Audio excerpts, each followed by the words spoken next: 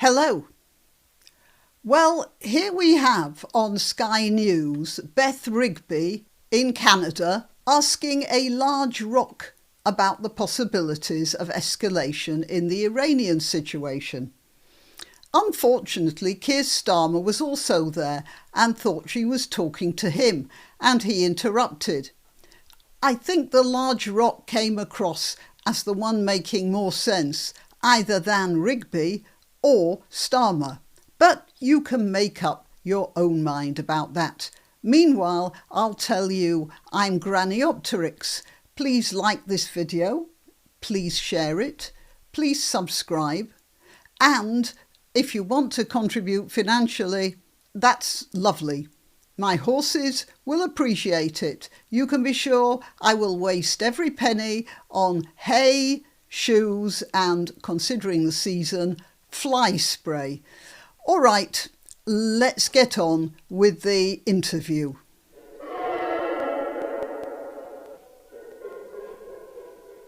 Prime Minister, President Trump said to me yesterday that something will happen on the Middle East.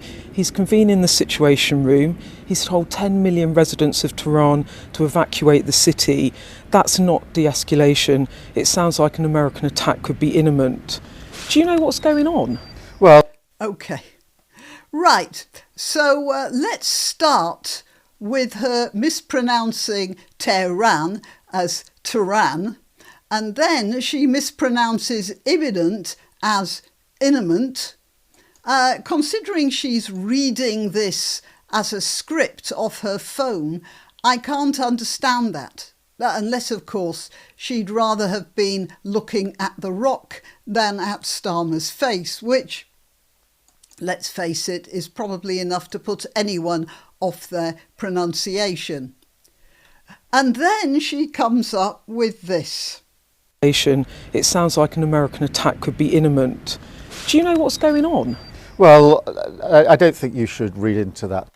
Do you know what's going on? For all the world, as if she were taking a break from pegging out her husband's socks on the clothesline and was leaning over the garden fence to talk to a similarly occupied neighbour, to gossip about the neighbour down the road who appears to have become over-friendly with the milkman.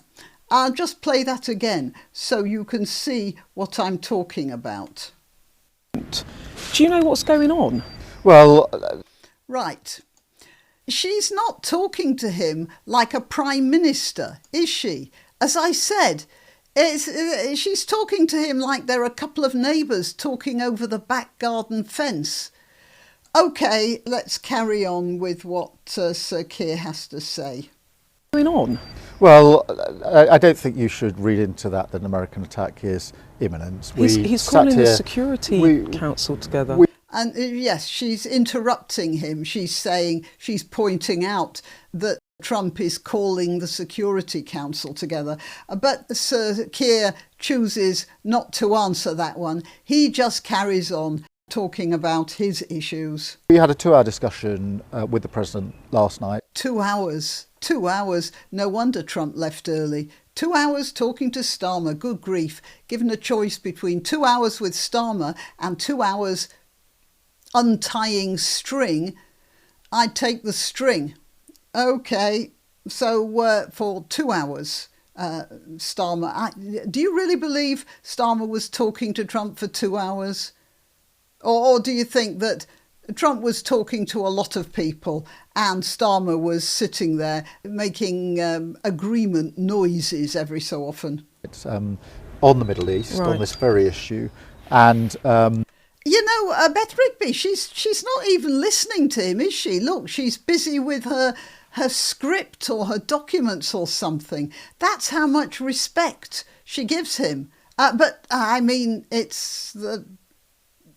she probably gives him what she reckons he deserves. All right, well, yeah, I interrupted that. As a result of that, the G7 statement came out very clear about the risk of the nuclear programme in Iran, Israel's right to self-defend. And she's talking through him again, isn't she? Should I go back on that just a little bit? Came out very clear about the risk of the nuclear programme in Iran, Israel's right to self-defence and the need to... I mean, I can't say I blame her, de-escalate across... but she is meant to be interviewing him, isn't she? The nuclear programme in Iran, Israel's right to self-defence and the need to de-escalate across the region, including in Gaza. So you don't think an attack is in his mind, or US joining Israel? You don't think that's in his the wording mind? of the G7 statement, I think, speaks for itself. The wording of the G7 statement speaks for itself. Do you know what the wording is? It's called the Leaders' Statement. The G7 Leaders' Statement, like they feel they have any importance. We, the leaders of the G7, reiterate our commitment to peace and stability in the Middle East. Well, that's nice. I wouldn't have known that otherwise. In this context, we affirm that Israel has a right to defend itself. Oh, wow, that's big of them, isn't it? We reiterate our support for the security of Israel.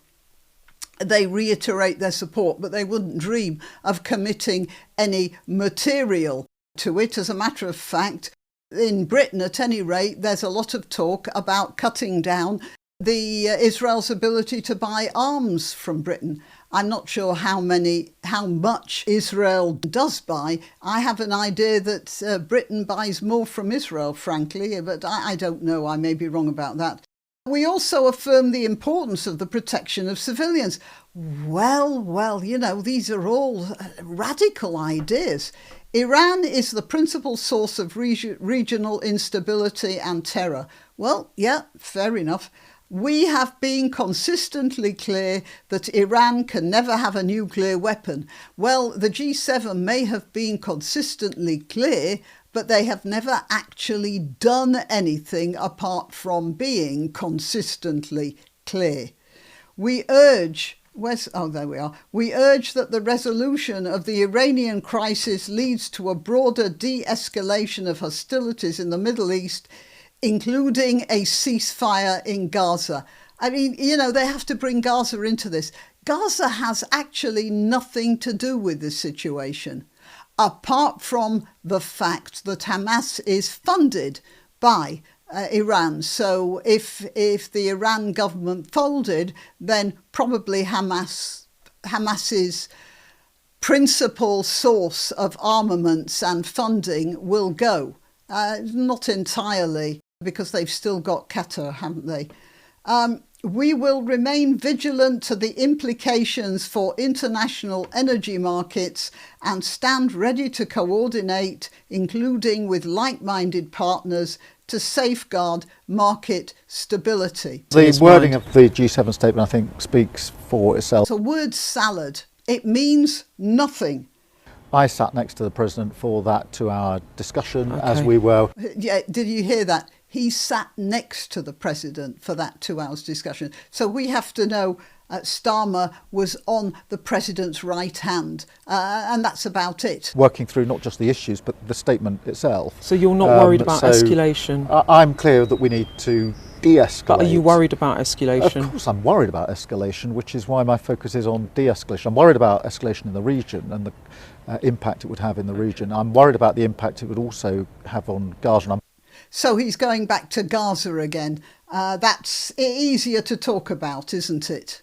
But as I said, when Iran's claws are drawn, Gaza will be far less of an issue because the principal paymaster of Hamas will have shut down. There's also on a ceasefire in Gaza, which I want to press for in coming days as well, but also the impact it's having on our economy. On our economy.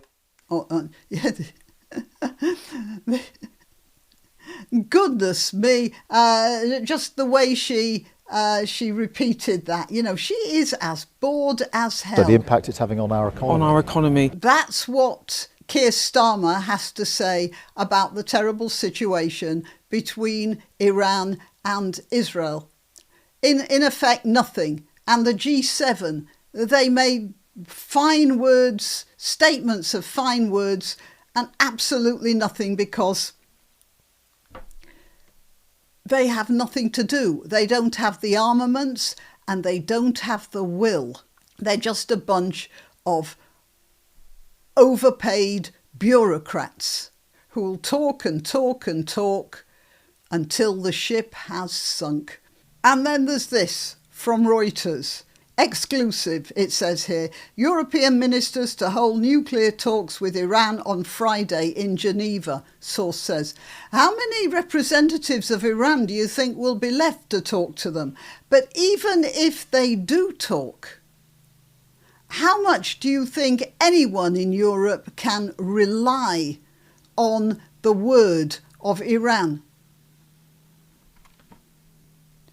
Berlin. The foreign ministers of Germany, France and Britain plan to hold nuclear talks with their Iranian counterpart on Friday in Geneva, a German diplomatic source told Reuters. You know what?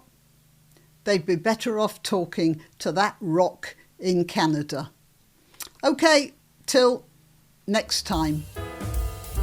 You can help my channel by subscribing and clicking the notification bell. That's quite important.